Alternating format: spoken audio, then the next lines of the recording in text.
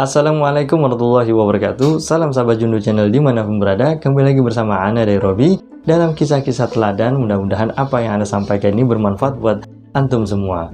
Alhamdulillah semoga senantiasa sahabat Jundu dimanapun berada dirahmati oleh Allah Subhanahu wa Ta'ala, dan semua urusannya dan hajat-hajatnya dikabulkan dan dilancarkan. Semoga mendapatkan rezeki yang halal dan berkah. Pada tayangan kali ini, Ana akan menceritakan sebuah kisah daripada Syekh Abu Yazid Al-Bustami.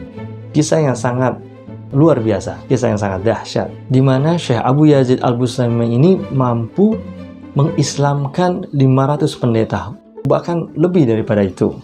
Seperti apa kisah daripada Syekh Abu Yazid Al-Bustami ini mengislamkan 500 pendeta Nasrani? Simak ceritanya ini di Jundu Channel. Tonton sampai habis, karena cerita ini sangat seru dan tentunya sangat berfaedah dan banyak hikmah-hikmah ilmu yang dapat kita dapatkan. Tetap di Jundu Channel, tonton sampai habis.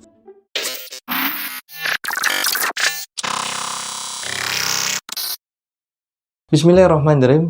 Diceritakan dalam kumpulan hikmah dan kisah Syekh Abu Yazid Al-Bustami yang ditulis oleh Al-Imam Al-Yafi dalam kitabnya Mukhtasar Raudhur Riyyahin. Syekh Abu Yazid Al-Bustami rahimahullah ta'ala wa rahimah mengkisahkan, "Dahulu aku duduk di hadapan guruku. Beliau berkata kepadaku, 'Wahai Abu Yazid, aku melihat hanya engkau yang mampu mewarisi ilmuku, karena engkau muridku yang paling alim, soleh, tekun, dan kokoh keimanannya, serta kokoh akidahnya. Oleh karena itu aku ingin engkau pergi ke suatu daerah untuk mengajarkan tauhid dan syariat Islam di sana. Berdakwalah dan ajarkan syariat yang suci ini. Dan ada satu hal yang penting jangan kau lupakan.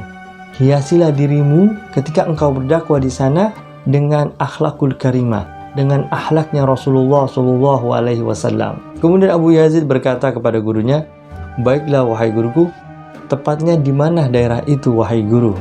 Kemudian gurunya menjawab, 'Tepatnya di daerah Sam'an. Di sana adalah tempat berkumpulnya para rahib, para pendeta Nasrani. Dan perlu kau ketahui bahwasanya di sanalah sarang mereka. Insya Allah kedatanganmu akan membawa hikmah yang besar dan menyebabkan turunnya hidayah Allah kepada mereka semua.' Setelah mendapatkan perintah dari gurunya, Syekh Abu Yazid langsung bergegas dan meminta izin kepada gurunya dan meminta doa. Pada hari itu juga, Syekh Abu Yazid Al-Bustami berangkat menuju daerah yang diperintahkan itu, daerah di mana tempat para rahib itu berkumpul. Sesampainya di Sam'an, Syekh Abu Yazid Al-Bustami ini menyamar sebagai seorang darwisi, yaitu orang yang gembel, yang kotor, yang lusuh. Sehingga penyamaran ini tidak diketahui oleh orang-orang di sekitar daerah Sam'an. Setelah sampai di sana, Syekh Abu Yazid berkeliling ke daerah dan kemudian menemukan suatu titik di mana para rahib itu berkumpul.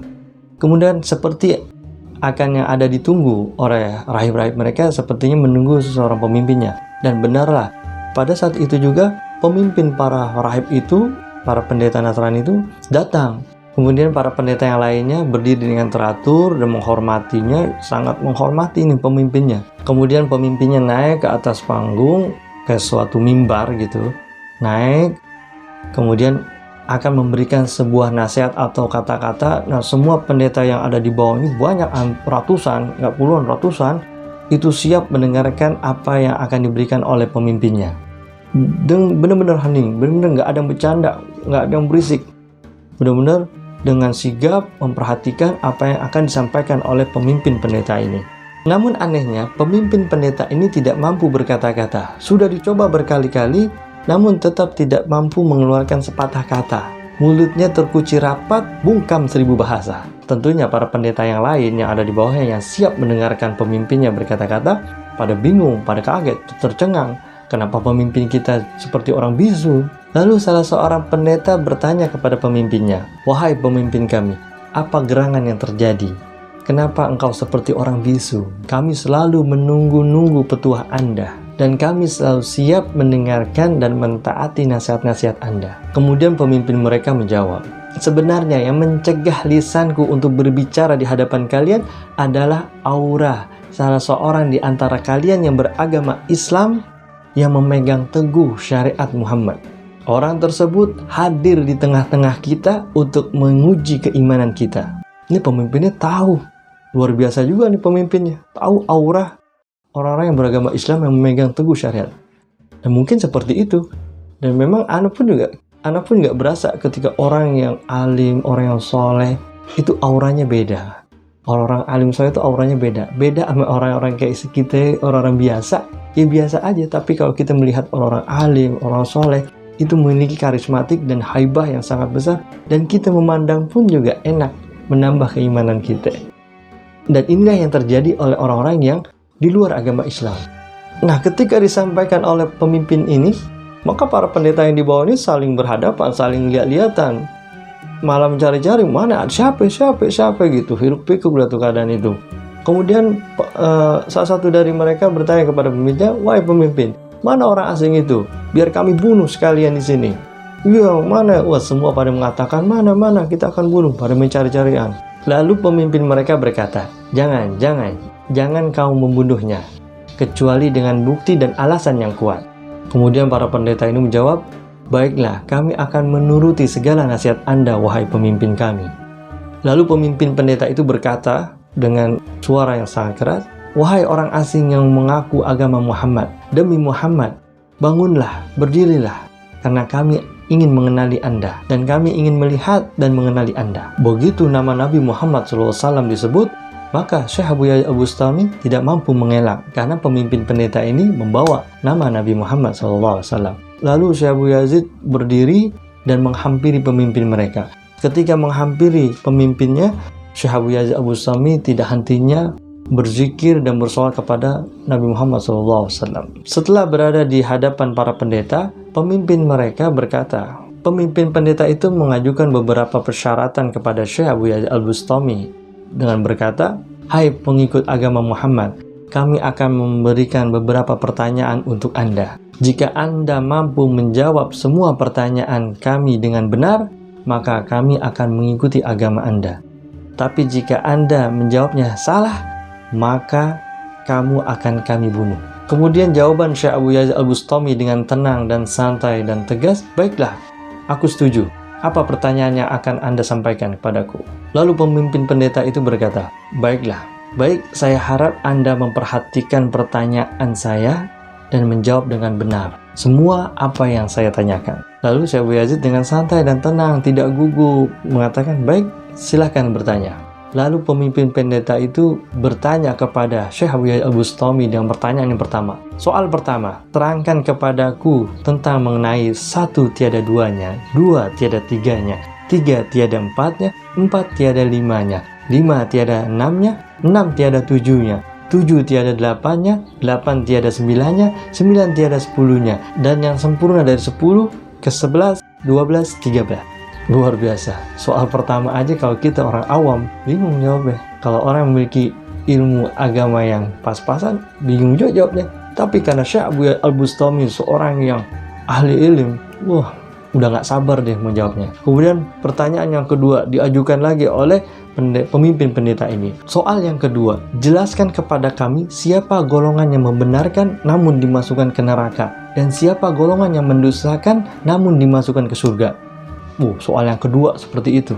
Kemudian pemimpin pendeta ini melanjutkan lagi soal yang ketiga. Soal yang ketiga, di manakah ruh di dalam jasad manusia?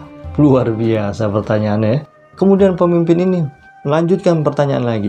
Soal yang keempat, jelaskan apa yang dimaksud dengan sebutan Az-Zariyati Zahron, Al-Hamilati Waqran, Al-Jariyati Yusron, Al-Muqassimati Amron.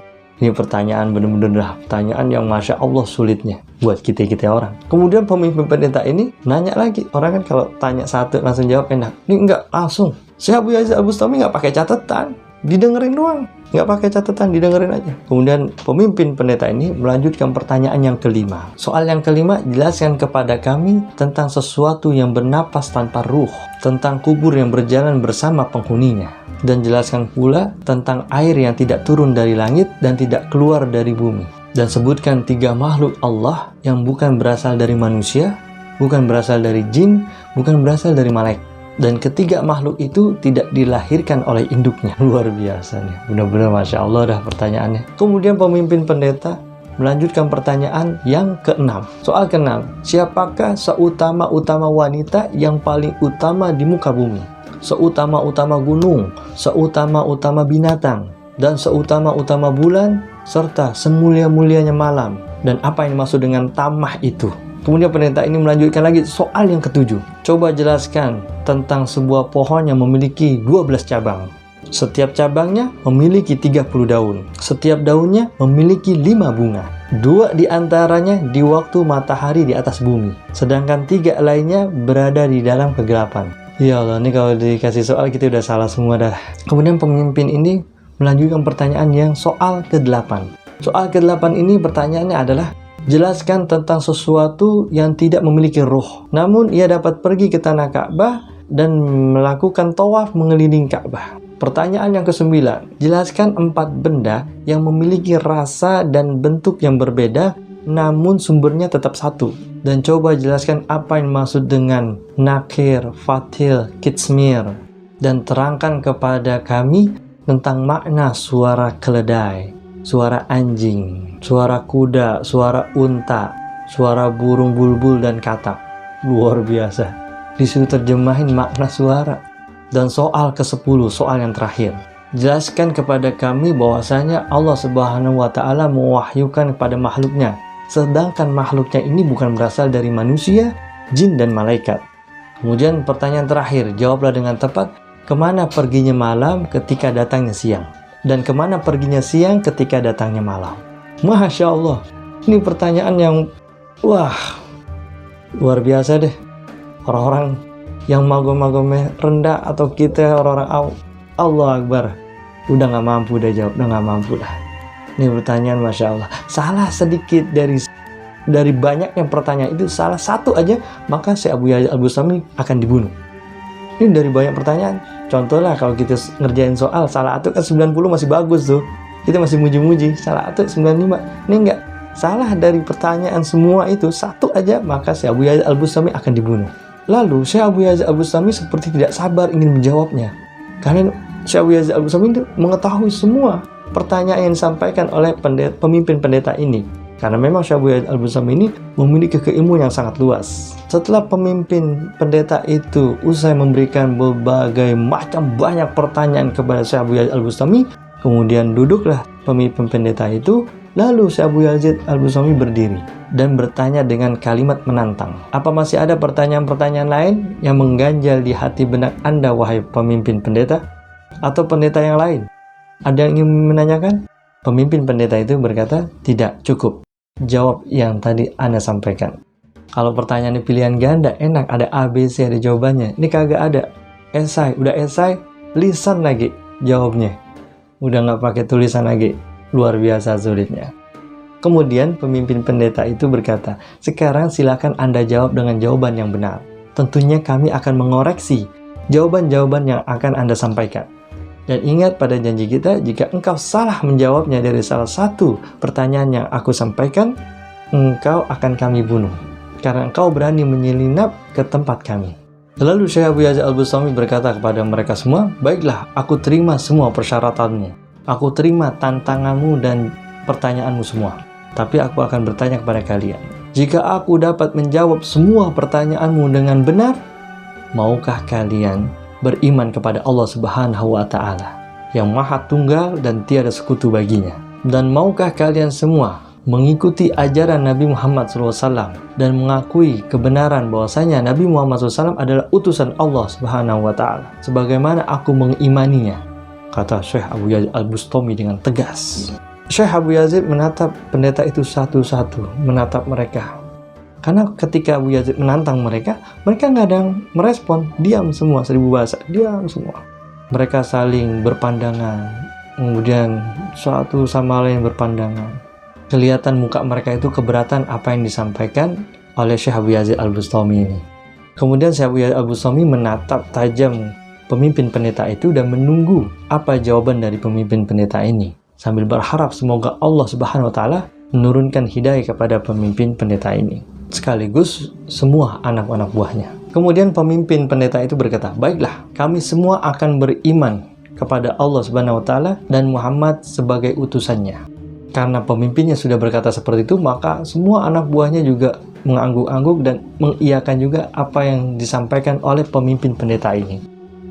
Lalu Syekh Abu Yazid Al-Bustami mengangkat tangannya, kemudian berdoa kepada Allah Subhanahu wa Ta'ala. Ya Allah, ya Tuhanku, lihatlah apa yang terjadi di sini, dan saksikan ya Allah bahwa para pendeta ini bersedia beriman kepadamu ya Allah, dan beriman kepada Rasulullah SAW. Tolonglah ya Allah, lancarkanlah hambamu ini untuk menjawab semua pertanyaan ini.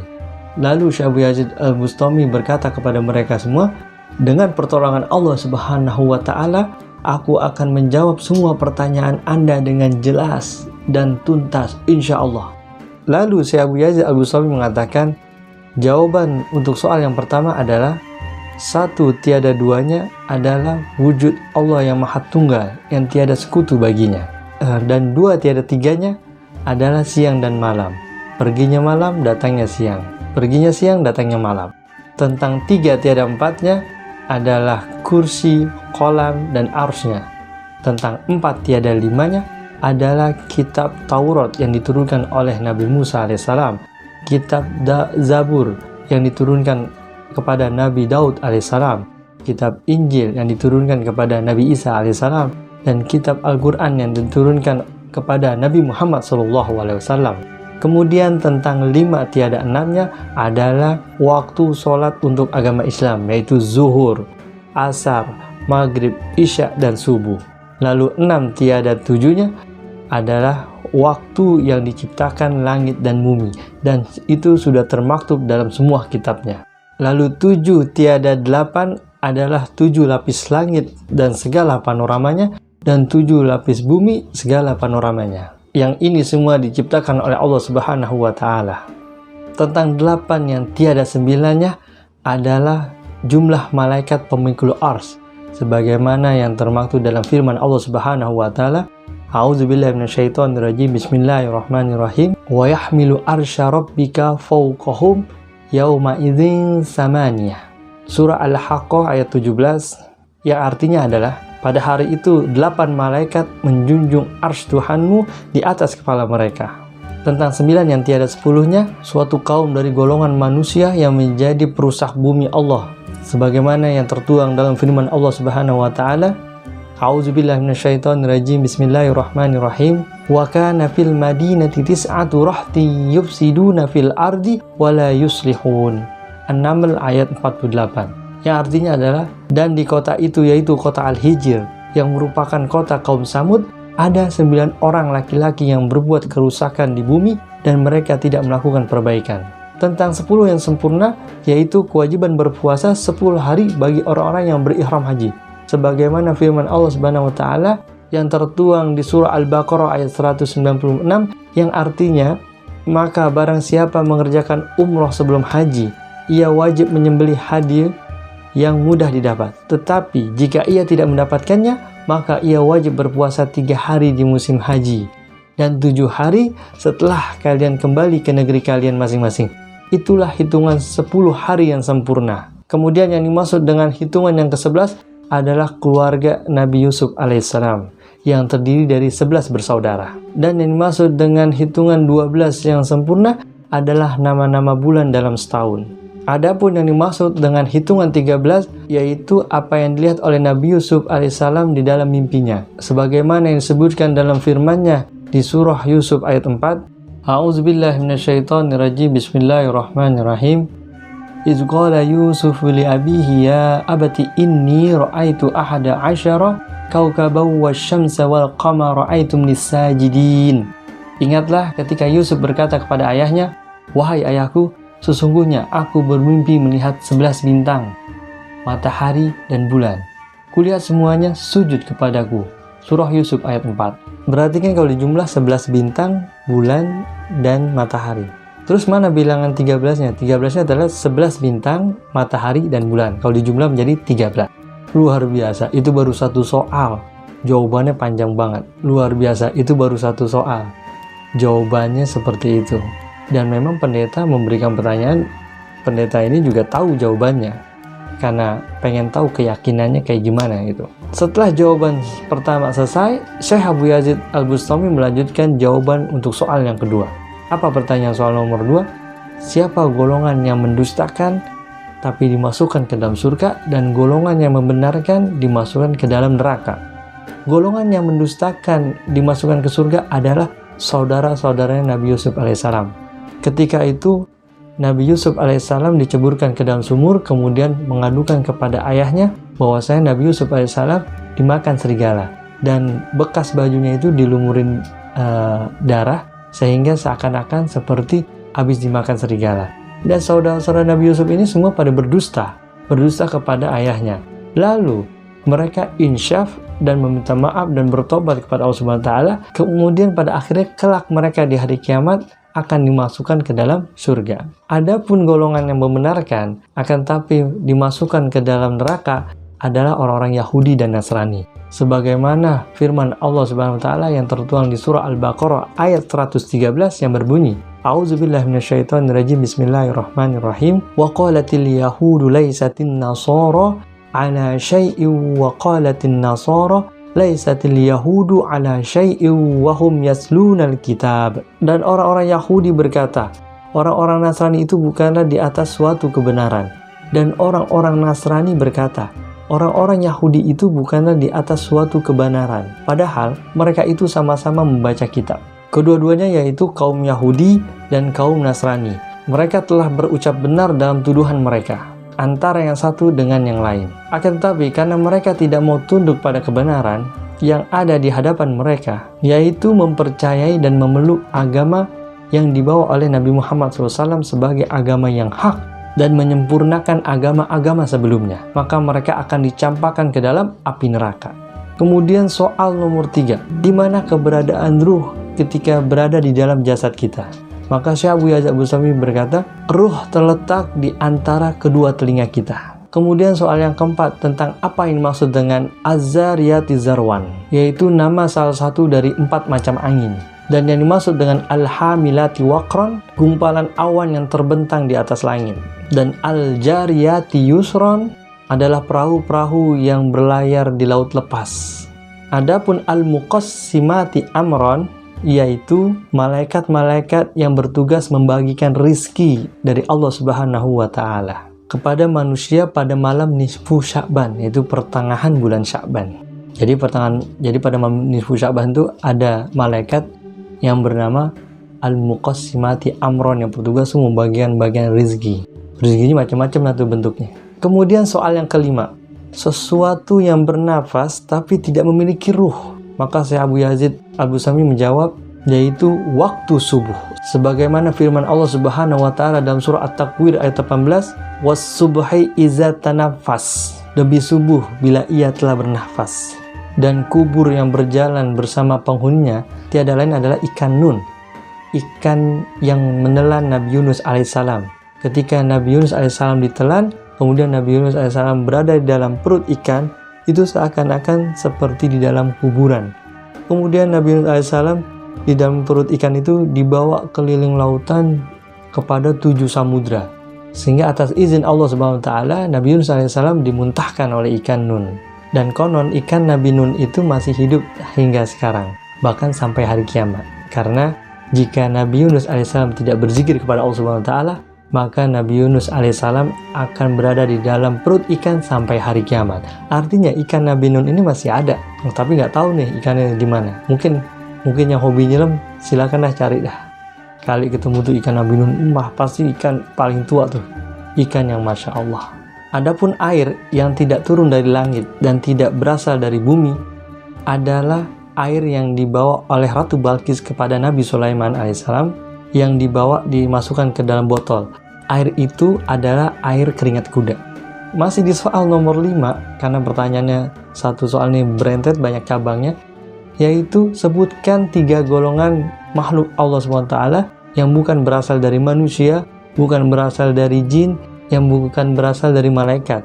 Kemudian Syekh Abu Yazid Al-Bustami dengan santai menjawab, yang pertama adalah kambing biri-biri yang dibawa oleh malaikat Jibril kepada Nabi Ibrahim. Ketika itu Nabi Ibrahim alaihissalam hendak menyembelih anaknya, yaitu putranya Ismail alaihissalam, karena perintah Allah Subhanahu wa taala. kemudian malaikat Jibril datang dan mengganti Nabi Ismail dengan kambing biri-biri ini. Kemudian yang kedua adalah unta Nabi Soleh alaihissalam yang disembelih oleh kaumnya yang ingkar. Dan yang ketiga adalah ular Nabi Musa alaihissalam yang berasal dari tongkat, kemudian Allah Subhanahu wa taala merubah tongkat itu menjadi ular yang sangat besar. Hal ini menjadi mukjizat Nabi Musa alaihissalam untuk mengalahkan musuh-musuhnya, yaitu seperti Fir'aun, Haman, dan bala tentaranya. Mungkin untuk jawaban soal nomor 6 kita lanjutkan di episode berikutnya ya, biar nggak kepanjangan. Cukup sampai sini dulu, makanya terus pantengin tayangan Judo Channel ini karena masih ada lanjutan di part berikutnya, yaitu jawaban untuk soal nomor 6 dan kisah kelanjutan daripada Syekh Abu Yazid Al-Bustami ini. Ana Darabi, salam Judo Channel, assalamualaikum warahmatullahi wabarakatuh.